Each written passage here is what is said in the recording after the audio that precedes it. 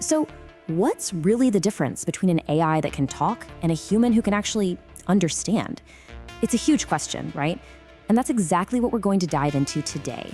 This amazing intersection of tech, science, and even belief. You've probably talked to a chatbot, and it feels pretty smart, doesn't it? Like it actually gets what you're saying. But here's the thing. Is it really understanding you, or is it something else entirely? That's the big question we're going to try and unpack here. All right, here's our game plan. First, we'll look at what I'm calling the talking calculator. Then, we'll see how AI is learning from reality. After that, we'll get into the big stuff, knowing versus believing. Then we'll check out the theater of the AI. And finally, we'll hit the limit of the machine. Let's jump in. Okay, first up, let's really get under the hood and see what makes these chatbots tick. You know, the ones you're probably using all the time. Okay, so the magic behind all this is something called a large language model, or an LLM for short. Now, it's really important to get this. It doesn't think the way we do, not at all. It's more like a pattern matching machine that has basically, well, eaten the entire internet. So don't think of it as a brain. Think of it as a super sophisticated calculator, but for language. And this is the absolute key to understanding it. Its main job is prediction. It's not actually understanding your question. It's just making a ridiculously fast statistical guess about which word should come next, based on the billions of sentences it's already seen. It's all about probability. Here's a perfect example of what I mean. The AI doesn't know in its mind that Paramaribo is the capital of Suriname. Nope. What it knows is that after seeing the phrase, the capital of Suriname is, millions of times online, the word Paramaribo is the next word with, say, a 99% probability. It's just a lightning-fast, highly educated guess. It's not real knowledge. But wait, that's just one type of AI. Things are evolving. The next big step for AI is to try and understand the physical world around us. So let me introduce you to the world model. And this is a huge leap forward. Instead of just reading text, this AI learns by watching millions and millions of hours of video. And by doing that, it starts to get the basic rules of our reality. You know, stuff like gravity, or that if you push something, it moves. And it learns all this before it even looks at a single word. And this really shows you the difference, right? A regular LLM knows that after the words, "a glass falls," the next words are probably "it breaks." It's just a text pattern. But a world model, it's starting to get the why. It's seen gravity pull things down. It has a basic concept of what fragile means from watching things shatter. We're moving from just seeing a pattern to a basic understanding of cause and effect. It's a game changer. And the future applications for this stuff, I mean, they're just massive. We're talking about creating the real brains for self-driving cars and truly smart robots. And on the flip side, imagine generating videos that are so realistic you literally cannot tell them apart from something filmed with a camera. Wild. Okay, so these AIs are getting much better at understanding how things work. But that brings up a much bigger, much more human question. How do we figure out what's true? And I don't just mean physical truths like gravity. I mean truth with a capital T.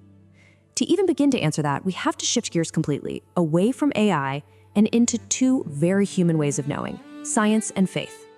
Let's start with science. Truth in science is all about a process, a very rigorous one. You come up with a hypothesis, basically an educated guess. Then you make predictions you can actually test. Other people have to be able to test it too, to see if they get the same results. And if your tests fail, well, you've got to change your idea or even scrap it completely.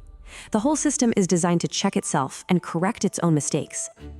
Now faith works from a completely different playbook. It's a way of knowing that is based on belief, and it doesn't need physical, testable evidence to exist. You could even say that's the whole point. If you could prove it with an experiment, it wouldn't be faith anymore, right? It would just be a scientific fact. And this table just lays it all out so clearly. You've got science on one side, built on evidence and testing. It requires proof, and it has to be willing to change when new facts come along. Then you have faith on the other side, built on belief and scripture. It doesn't require that kind of proof, and its core ideas are often meant to be constant and unchanging. They're just two fundamentally different ways humans try to understand the universe. Okay, so now for the fun part. What happens when you take an AI, which, remember, is just a pattern matching machine, and you start asking it about these huge, deeply human ideas like truth or God or secrets? Well, what you get is a technique called prompt engineering. This is basically where you, the user, give the AI a very specific set of rules or even a personality to act out. You tell it, you are a secret agent who knows everything, or you are a philosopher from ancient Greece. You're not tapping into some hidden knowledge. You're basically putting the AI in a costume and telling it what part to play. And this is so important to remember. When it feels like an AI is revealing some deep, dark secrets, it's not. It's just playing a role. It's weaving together a story based on everything it's ever read. Every sci-fi novel, every philosophical text, and yeah, every single conspiracy theory on the internet. Exactly. It is pure theater. It's not some grand revelation. The AI is just performing, generating a response that fits the character you gave it.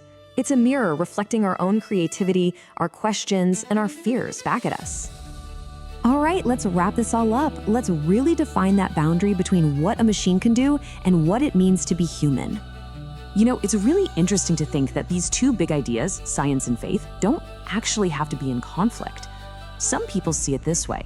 Science is just describing the how, the tools that a creator might have used to build the universe. You can look at the incredible complexity of a cell through a microscope and be amazed by the science, and at the same time, feel a sense of awe or wonder about where it all came from. The two can absolutely coexist. And that really brings us to the final and maybe most important point. No matter how advanced these AI models get, they're still just that, models of data.